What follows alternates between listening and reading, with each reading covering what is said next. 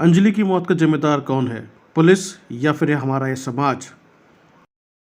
दिल्ली में स्कूटी सवार एक युवती को टक्कर मारने और फिर उसके शव को लगभग 12 किलोमीटर तक घसीटे जाने की घटना के बाद दिल्ली के अंदर सुल्तानपुर थाने में सोमवार को लोगों ने धरना प्रदर्शन किया और काफ़ी उग्र प्रदर्शन किया। पुलिस पर आरोप लगाया। पुलिस बलात्कार के मामले को दुर्घटना मानकर इस पर पर्दा डालने की कोशिश कर रही है। दिल्ली के मुख्यमंत्री अरविंद केजरीवाल ने इसे दुर्लतम अपराध करार दिया और घटना के जिम्मेदार लोगों को सख्त से सख्त सजा देने की मांग की है। उपराज्यपाल वीके सक्सेना ने कहा है कि इस अमानवीय अपराध से उनका सिर शर्म से झुक गया है। आम आदमी पार्टी के नेताओं ने सोमवार को उपराज्यपाल सक्सेना के आवास के बाहर धरना दिया और घटना को लेकर उनके इस्तीफे की मांग की है।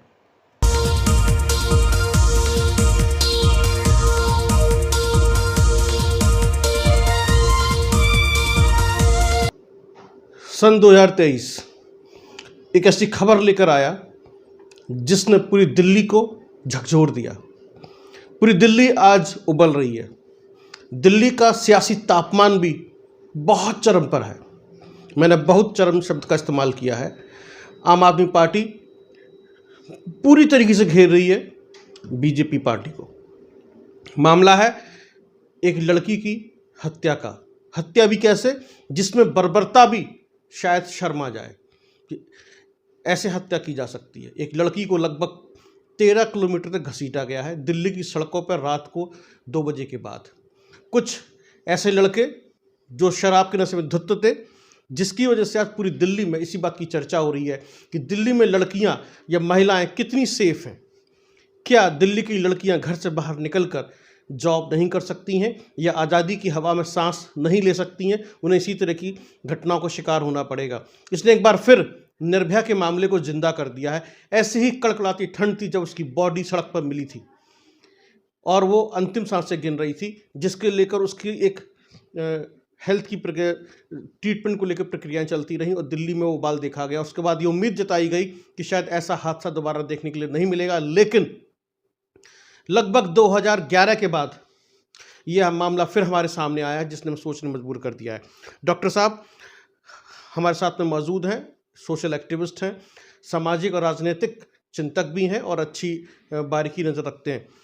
डॉक्टर साहब, जैसे ही आपने इस खबर को देखा, आपकी पहली प्रतिक्रिया क्या है इस मामले पर? जो मेरी पहली प्रतिक्रिया है वो एकदम आप मान के चलें, जैसे आपने वर्ड यूज़ किया झकझोरने वाली है, कि उसने पूरे हमारी आत्मा को झकझोर दिया है कि क्या ऐसा कोई कांड दिल्ली में जो हमारी राजधानी है उसमें ऐसा कुछ हो सकता है।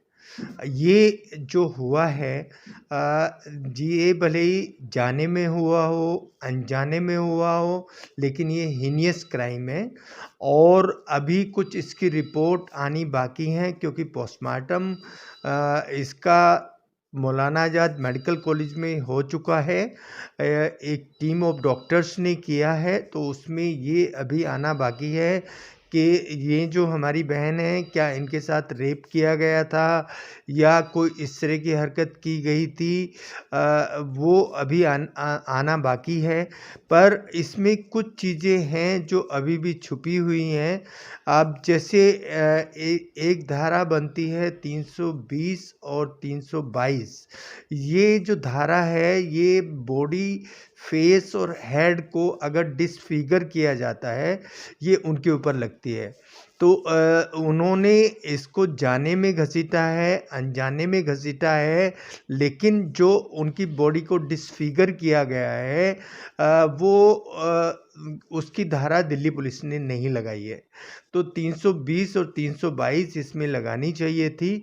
और उससे काफ़ी फैक्ट भी ऐसे हैं, जैसे कुछ ऊपर की चोटें हैं जो उससे छुप जाएंगी, उनका पता नहीं लगेगा।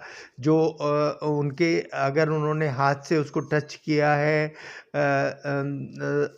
अर्धनग्न उसमें पोजीशन में, तो उनके फिंगरप्रिंट्स उससे हट जाएंगे। तो कुछ इसमें ऐसे फैक्ट्स भी हो सकते हैं जो ये जो इन्होंने काम किया है ये जान के किया गया हो, कुछ चीज़ें छुपाने के लिए। तो ये चीज़ें अभी देखनी बाकी हैं। देखिए, ये तो एक टेक्निकल पॉइंट है कि पुलिस को 320 और 322 की धारा भी लगानी चाहिए थी, और भी चीज़ें से कार्रवाई में पता चलेगा हमें क्या-क्या हुआ है। लेकिन जिस तरीके से इस पर सियासत हो रही है, वो एक अलग पहलू है। लेकिन सवाल ये है, क्या दिल्ली में ऐसा होना चाहिए था? और अगर मैं ये समझना चाहता हूँ, क्या दिल्ली देश की राजधानी में ऐसा होना चाहिए था कि 12 किलोमीटर तक एक बॉडी को घसीटा जा रहा है और कोई देखने वाला नहीं है, कोई रोकने वाला नहीं है, कोई पूछने वाला नहीं है, पुलिस सो रही है और एक लड़की को घसीटा जा रहा है।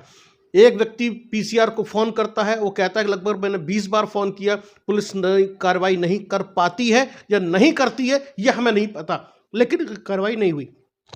आप कैसे देखते हैं? दिल्ली जैसे शहर में ऐसा नहीं होना चाहिए था। मैं उसी बात को बार बार रिपीट कर रहा हूँ कि जो हुआ है वो दिल्ली में क्या, जो हमारा पेरिफेरी एरिया है उसमें भी नहीं होना चाहिए। इसमें जो हमारी बहनें हैं, हमारी माताएं हैं, उनको फ्री छूट होना चाहिए। वो अपनी ऑफिस में किसी भी टाइम जा सकती हैं, अपनी ऑफिस से किसी भी टाइम आ सकती हैं, अपने व्हीकल से आ सकती हैं, दूसरे के व्हीकल से आ सकती हैं, या ऑफिस के व्हीकल से आ सकती हैं। ये बात तो आप दिल्ली की तो भूल ही जाइए। हम तो कह रहे हैं कि पेरिफेरी में भी नहीं होना चाहिए, क्योंकि उनको फ्री मूवमेंट मिलना ही चाहिए, और इसी को हम सिक्योरिटी बोलेंगे कि वो सिक्योर हैं। तो अगर वो फ्री मूवमेंट नहीं हमारी बहनों को मिल रहा है, तो फिर सिक्योरिटी किस बात की है, और कहाँ फिर हम सिक्योर हैं? जी। जैसे अभी आपने सवाल उठाया सिक्योरिटी को लेकर, दिल्ली पुलिस की कार्रवाई को लेकर और दिल्ली पुलिस के रवैये को लेकर आप किस तरीके से देखते हैं? मैं तो जो आपने अभी मुझे धाराएँ बताई थी, वो धाराएँ कम लगाई हैं। वो बिल्कुल नेग्लिजिबल धाराएँ हैं। एक तो वो कि इसमें कहीं न कहीं कोई रोल ऐसा है कि इनको क्रिमिनल्स को बचाया जाए, और अभी तो कुछ धाराएँ और लगनी हैं। जब पोस्टमार्टम की रिपोर्ट आएगी और उस पे कुछ इस तरह का डिसीजन आएगा जो हमारी मेडिकल टीम है। लेकिन दिल्ली पुलिस का रवैया जो अभी तक दिख रहा है, वो इस मामले में ऐसा दिख रहा है कि इस चीज़ को छुपाना है और मुजरिमों को बचाना है। यानी कि कुल मिलाकर आप जो कहना चाहते हैं, जो हमारे दर्शक भी समझ रहे हैं, शायद राजनीतिक दबाव ज़्यादा है। जी। जी। तो इस मामले पर भी राजनीतिक दबाव है और दिल्ली पुलिस की कार्रवाई संदेह पैदा करती है, या अपने आप को सवालों के कटघरे में खड़ा कर रही है। लेकिन एक सवाल जरूर छोड़ जाती है ये घटना, क्या दिल्ली में महिलाएं सुरक्षित हैं या नहीं है? ये अपने आप में बहुत बड़ा सवाल है। यदि दिल्ली में महिलाएं सुरक्षित नहीं है, तो फिर देश के किस हिस्से में महिलाएं सुरक्षित हैं, ये आप खुद सोचिए और समझिए। बहुत बहुत धन्यवाद। देखते रहिए आप डेमोक्रेसी मॉनिटर।